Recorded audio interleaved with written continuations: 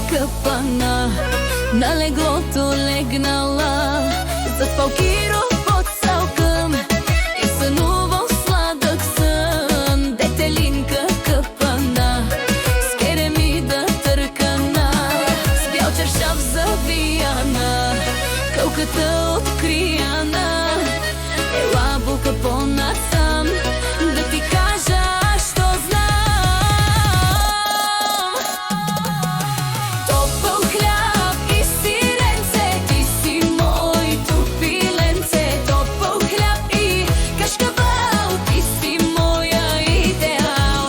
Топъл хляб и сиренце, ти си моето пиленце. Топъл хляб и кашкавал, ти си моя идеал.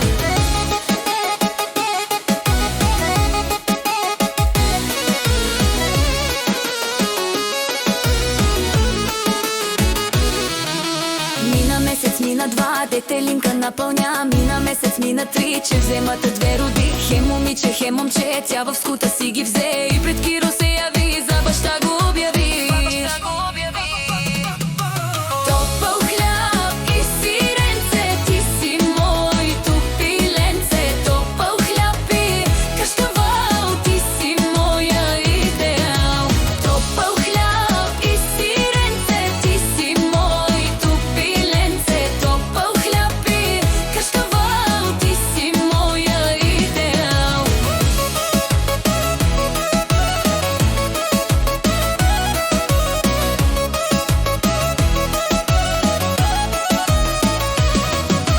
Всичко булка беше сън, спях си сладко аз навън, но казах се в беда, запориран с две деца. Бяло вино с мезе, Киро пие и яде, в съня му 100 жени, но една го надхитри.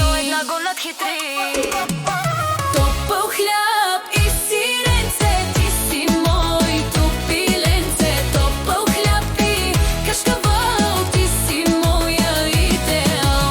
Топъл хляб и сиренце, ти си моето пиленце. Топъл хляб и кашкавал, ти си моя идеал. Меракли колко четеш, с метла да ги метеш, а пък хитрата жена търси някой будала.